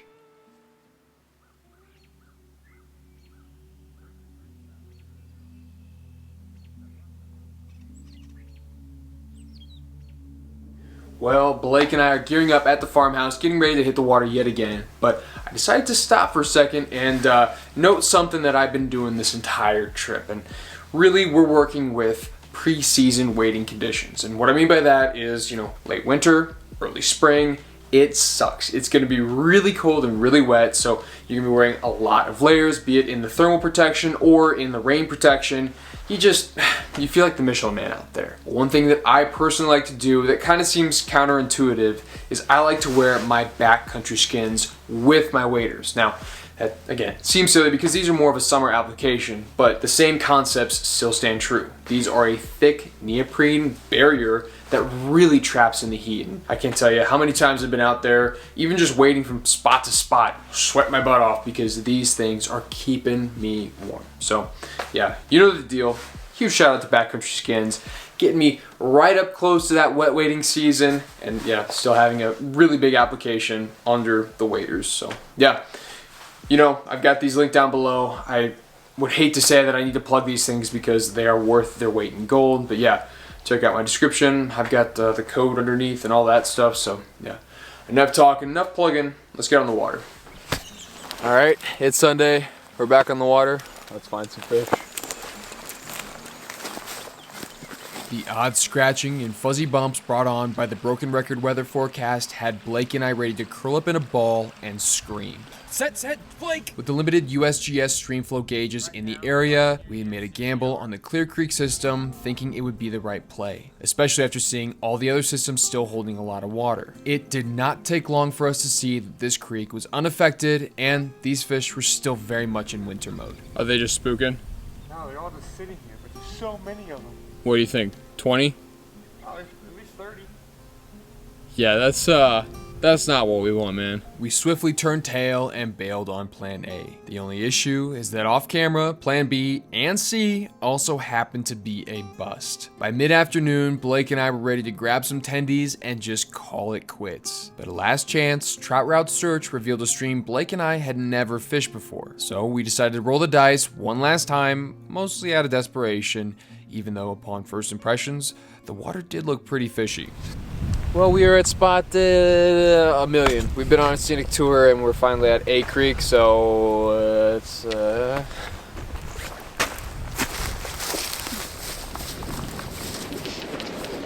it looks like there's still, those aren't fresh by any means, but there's still boot tracks.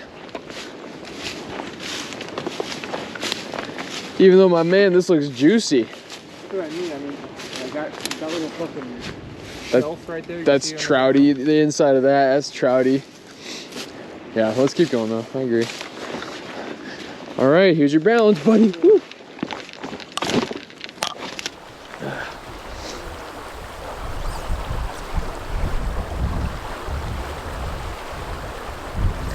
yeah, I think that was bottom. I did just put it deeper there, so it could be hitting bottom, maybe. And of course, with the curse of the camera, I got the first bite of the day when I forgot to hit the record button. It sure ain't nothing. Woo, yes. We're back. we're not shit. We're not trash ass anglers. So Blake and I have never ever fished this. We didn't even know it existed. It was a trout route, pull off the side of the road. I don't know, will this work? And I guess it did work. Golly, John. After the day we've had, I don't think you understand. This has been such a grind. Cool to find some new water and cool to actually find some butter. So we'll get him back and hopefully catch some more. Hopefully you're not the only one.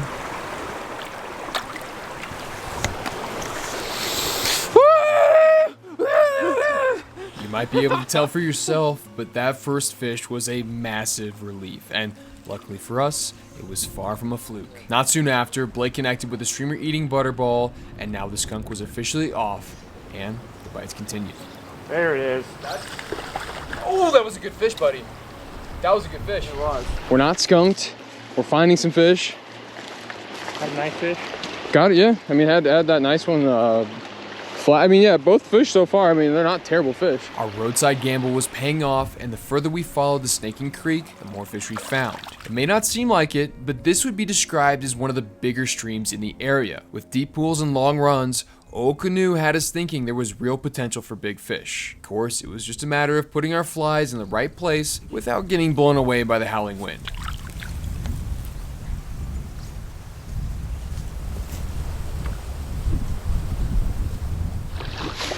I'll walk them down. It's not a bad fish. These are always kind of nice shots. Oh, well. Well, I guess we'll just have to go on now. All right, let's keep going. Do you want to put a streamer through any of this? Or keep going until we find some more structure? Yeah, right in there. Right in the hot zone. Hey, there we go. Hey, that's on the top fly. Let's go. Hey, they're pretty though. I like the way that one. Hey, I like the cut of that one's jib, Blake. Ready? Yep.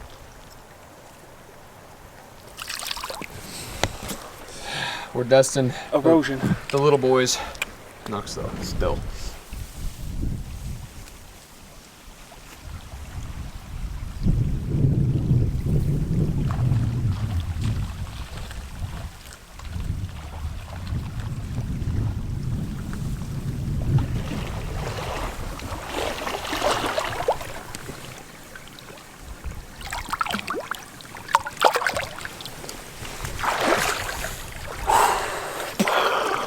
Take that uppercut, Nux.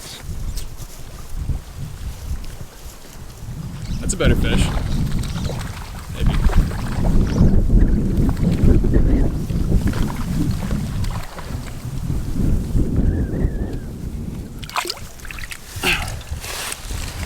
Sick. Alright, well, you're gonna be there for the next 5 to 10 business days?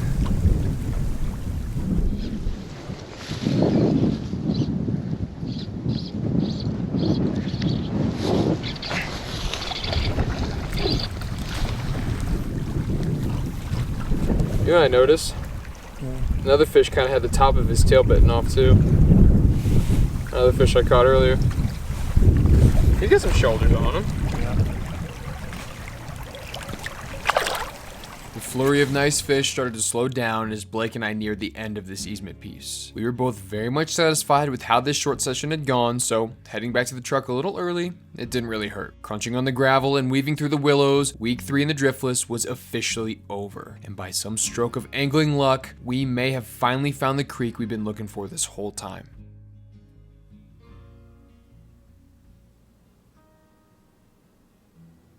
With trout routes leading the way yet again, I was rounding the last corner on the way to the finish line. Conditions were looking right, and this was set to be one of my last weeknight outings here in the driftless region. Well, it is an ominous solo session today. No Blake, but I'm here on an easement. And this easement is just a few parcels above where Blake and I left off last time. So where we were fishing, finding good fish, I mean, it's pretty good water. This looks like a lot more of the same, but just more of it. So I'm gonna try and fight the wind, fight the rain, keep my fingers crossed no freaking tornadoes come through, and try and keep after this goal. At least bang up a few fish. At least. So let's get after it.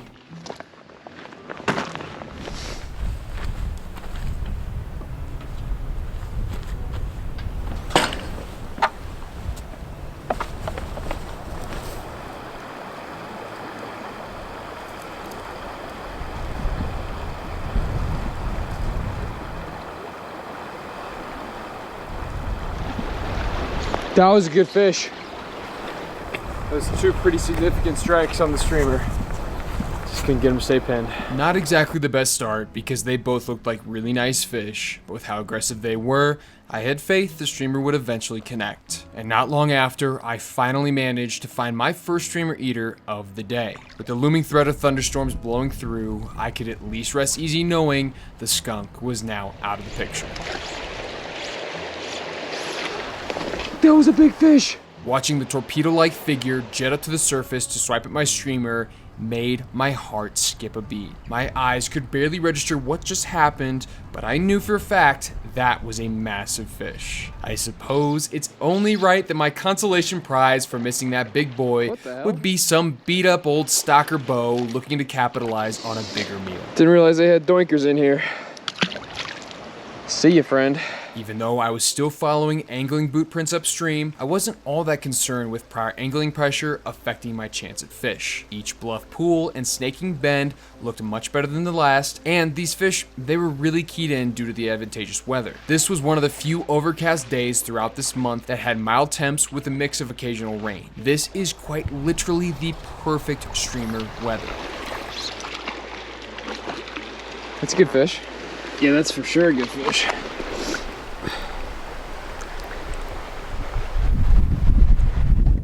Just a hop, skip, and a jump up to the next hole, I could tell this one had some potential. Plenty deep, with endless structure crisscrossing the current underneath, I had no doubt there would be 1 or 2 fish in here. Nice buttery boy right there. Streamer munching. But when hunting for that one big bite, multiple fish tucked in a run can kind of be a problem. I had a few smaller follows before I managed to land the nicer fish in the pool, and I made it a point to inch closer and closer with every cast, not barreling in just to get to the good stuff. I would hate to say that I horsed them in, but I made sure to pull the fish out of the good parts of the run before they had a chance to spook the rest of the pod. And after missing a few really nice fish throughout this session alone, all my fishing senses were heightened and I was ready for that one bite. But even in saying that, I can still remember being slightly surprised when my strip set connected and my line went stiff. That's a big fish. That's a bigger fish. That's a good fish.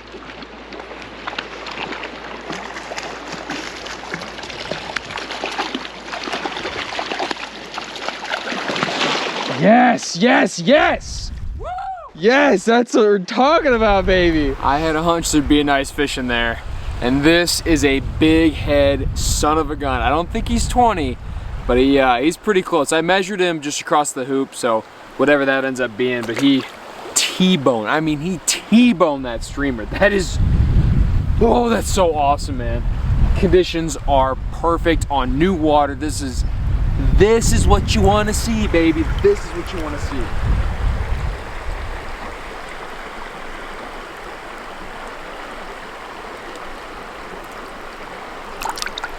Ooh, now that deserves a little money dance right there.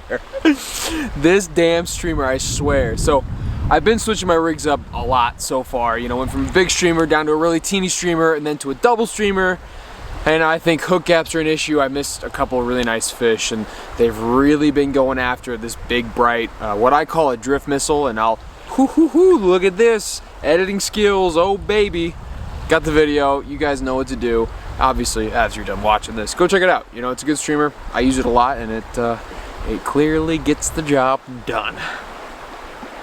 Well, hot dog, I think we got something going here. So let's keep going here. The Shroud of Clouds did a phenomenal job of playing with my perception of light and time. I knew what my watch said, but with the fish still keyed in on just about anything thrown in front of their face, there was no way I was gonna call it quits. Not only were these browns sitting where they should be, they were acting hyper aggressive towards anything thrown in their relative area code. Trust me, they were crossing county lines just to crush my measly offerings. Again, if you haven't been able to tell from the majority of this month here in the Driftless, these kind of conditions have been few and far between, so I just kept it pushing.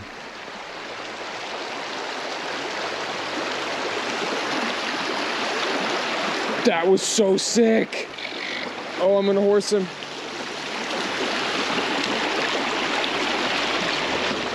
That's so cool. Look at you. T-Bone McMuffin. I knew you would be in there. See ya.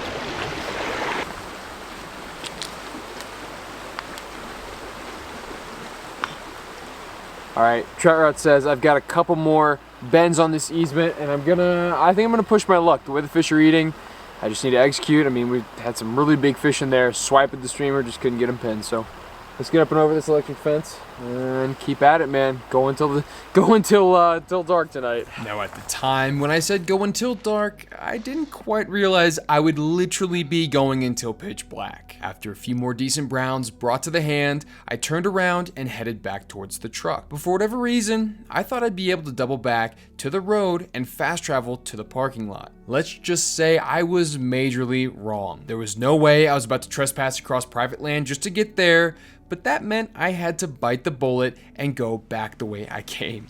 I basically had to run along a barbed wire fence in the dark for the better part of 2 miles as lightning flashed and thunder cracked on the not so distant horizon. I managed to make it back, but boy was it close. Yeah, look at us, just your average Iowa trout angler, huh?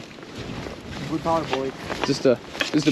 Yeah, got our lunch pail. Did you want to fish the bridge? You can do it. Okay.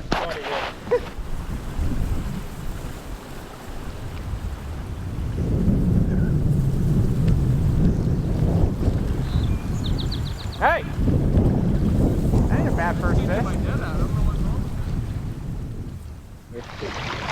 Oh my gosh, I don't know what was wrong with my net. I'll have to see, but it just wasn't coming off. Not bad first fish. Oh, there you go. Kinda. Yeah, if you get a 20 right here, I could get us reservations at Toppling in like 10 minutes. The bridge fish right off the bat might have been slightly misleading because the last 2 sessions here in the Driftless were just downright tough. You can probably guess and are slightly tired of hearing it, but conditions were shifting and turning again, resulting in just more of the same. We were able to find a few more fish in this lower section of canoe, but the water was noticeably lower and the fish, they just seemed less aggressive. Any flashes? Yeah. No, you had one out of here last time, right? Yeah, right in that eddy right there. Yeah. You figured they would just be sitting on that left side shelf. Like that. We might need to get you a different fly, man. Oh, come on. Right by the log jam. Was that one? Yeah. Where do you think you pulled him out of? Was he just sitting center? Yeah, he was sitting like right, he was deep. Like, Yeah. Oh my gosh. This man's gonna be there till freaking Sunday. Alright, I'll come over if you need me to net him, okay? Your trout setting, you gotta streamer set that, dude. Pull, pull, pull, pull, pull.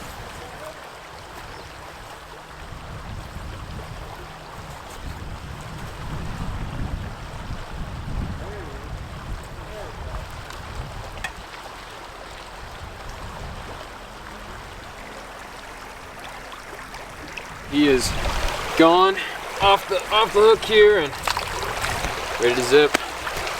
Yes. Oh yeah. You put the camera up like right here. You're like, hey, So I just like, what in the hell is that thing? and then I go, what's that? Yeah, this is a good hole. Oh, dude, yeah, he just came out and grabbed that on impact again. There it is. He did one every bit. Cool. It's crazy how the bigger ones are the ones that just won't grab it.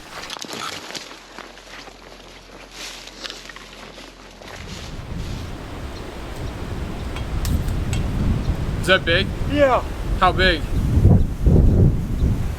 Enough. Literally, I pulled, let go, reached up, and I felt my line jump. Oh! Like I go, and then it jumped. And by the time I pulled, it's too late. Oh my gosh! Oh my gosh, Blake! Oh no! We need to put a mouse on, dude. All right, easy does it. Yep, I think this colossal beaver dam. Ew, bro, look at this guy. Yo, don't drink the water, right? Oh. See, like that, like it's just like it didn't even pin.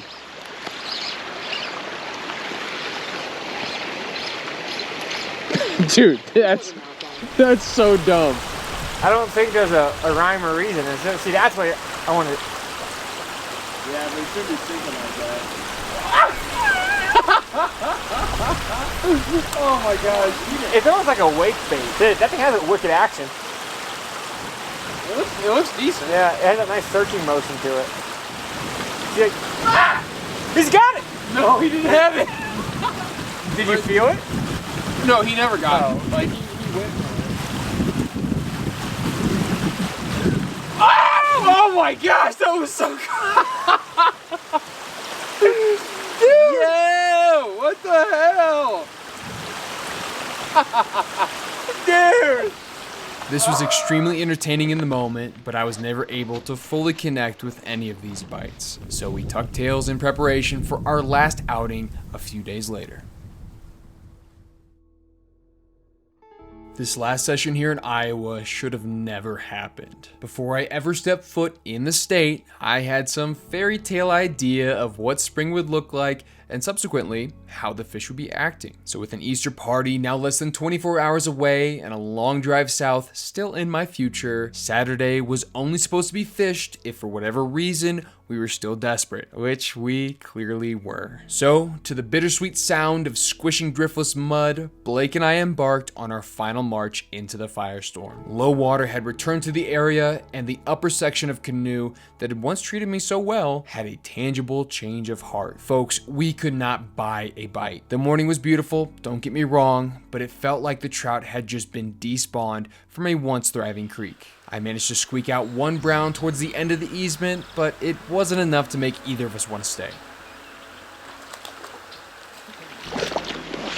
There we go. Good Lord, have mercy on our souls.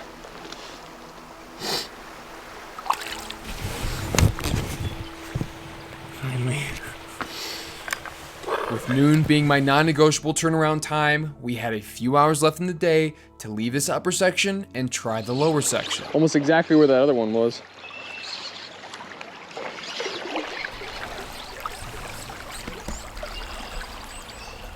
Did you see that? No. Oh. I was watching the birds, to be honest with you. There we go.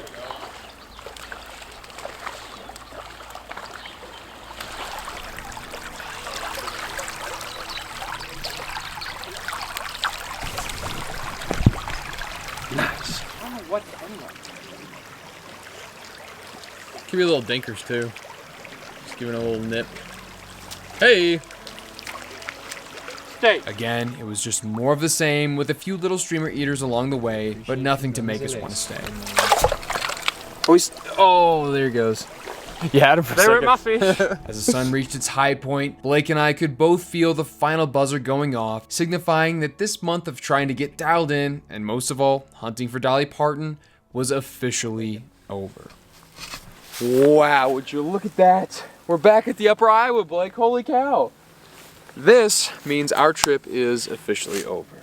So, Blake, how you feeling? Does it feel good that you'll no longer have me living in your in your spare bedroom? I don't know about that. It was a fun month. We had a lot of fun. I mean, I don't know. You might be able to see through the video as it kind of goes through, but we fished a lot. We were out on the water a lot, and we didn't quite reach that goal. We didn't catch Dolly. We didn't catch Dolly Parton, but gosh darn it, we came close a couple of times. We still found some really good fish.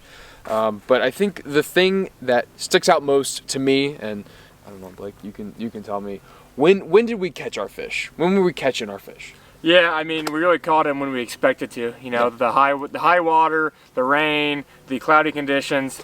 Not the weekends when it was 10 degrees, cold, blowing, snowing. Jeez, yeah. I mean, we had to kind of do a lot of shucking and jiving as our weekends would get crushed by winter weather, but that's to be expected on a shoulder season like spring. Like that's just, I don't know, that's part of the game. But Blake, did you have fun? Did you have a good time throughout this whole endeavor? Great time. Yeah, it's kind of neat. Yeah, it's neat putting a little spin on just fishing, because I don't know, we could probably go out there and just catch a bunch of fish if we really wanted to, but having that goal, that mountain peak to reach, even if we fell short, it was still, I don't know, still kind of neat. But folks, thank you for sticking around and watching this all the way through the end. I know this is a little bit different content. This is kind of a little new kind of, I don't know, getting dialed. It's, I don't know, well, I'm exploring some new stuff there, so hopefully you guys like it. And one last big free fat shout out is the boy Blake. Thank you for letting me stay in your spare bedroom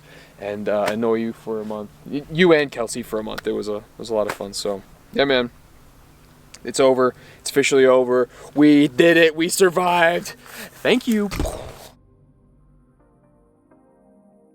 The neat thing about this fly fishing game that we all like to participate in is that there's never an end to the learning. Well, there's never an end if you choose so, I suppose. Every time you hit the water, the changing seasons will force you to learn something new or go home empty-handed. Even on your home waters, or even just familiar waters for that matter, you can try a new technique or try to target different fish. Blake and I, we've been fishing the driftless region for a few years now, and this isn't meant to be braggadocious, but there's no real struggle to find fish if we really want to. We've both had the chance to get rather familiar with these watersheds and the fish that swim in them. We can throw on a copper john or a scud and put up 40 fish days in almost any day, ending in the letter Y. Now, that's an absolute blast, don't get it twisted.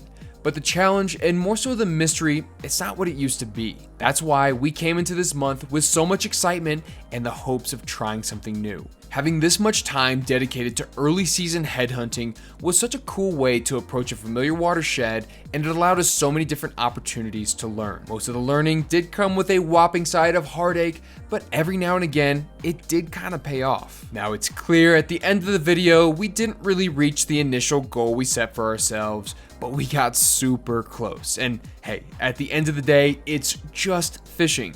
There's no such thing as failing or losing. Between the both of us, we caught a biblical boatload of fish, and we're lucky enough to see the many changing sides of spring here in the upper Midwest. Old Dolly Parton managed to elude the boys this time around, but hey, I have no doubt she'll still be safe and sound, tucked up underneath some undercut bank or log jam, waiting for our streamers next time. Well, howdy folks. If you are seeing this, then that means the video is over. And like always, I just have to say thank you so much for sticking around and watching these videos all the way through. It really means the world that you guys enjoy these videos, and outside of the YouTube algorithm, you know, the whole like, comment, subscribe thing, it's all a racket in my mind. I just like seeing other folks getting stoked on cool fishing adventures. And just because this particular video is over does not mean the adventure is over. We would love to have you around and see you in the next video. And if you can't wait and you're looking for some more fly season action, go check out our other platforms. We got Instagram, Discord, and even a website. And if you're shy about leaving YouTube comments, don't worry. All those other platforms are great places to reach out to me directly so we can kind of talk back and forth, talk shop, so to speak. And if those extra platforms prove to be insufficient, you just can't wait to get on some more fly season content, go check out the Patreon. This is more information-based videos, let's just say.